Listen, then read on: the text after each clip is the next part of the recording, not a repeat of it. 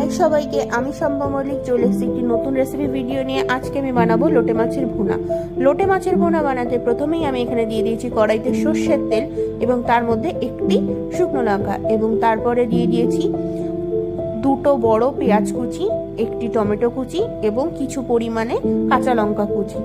দেওয়া হয়ে গেলে আমি এখানে কিছুটা লবণ দিয়ে ভালো করে নেড়ে নেব এবং কিছু পরিমাণ হলুদ দিয়ে নেড়ে নেব। আপনারা লবণটা স্বাদ অনুযায়ী ইউজ করবেন।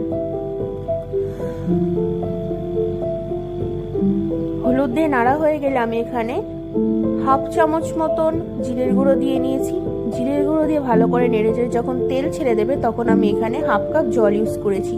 জলে জাল উঠে গেলে আমি এখানে আরো হাফ কাপ জল দিয়েছি এবং জল দিয়ে আমি এতে একে একে লোটে মাছগুলো ছেড়ে দিয়েছি। লোটে মাছ দিয়ে আমি এটিকে 8 থেকে 10 মিনিট মতন ঢেকে রেখেছিলাম মিডিয়াম আঁচে। মিডিয়াম আঁচে ঢাকা হওয়ার পরে আপনারা দেখতেই পাচ্ছেন জলটা একদম শুকিয়ে গেছে।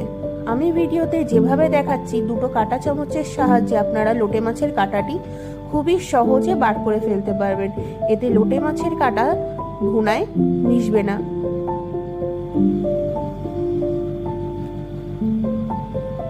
এবং আপনার লোটে মাছটি একেবারে ভেঙেও যাবে না।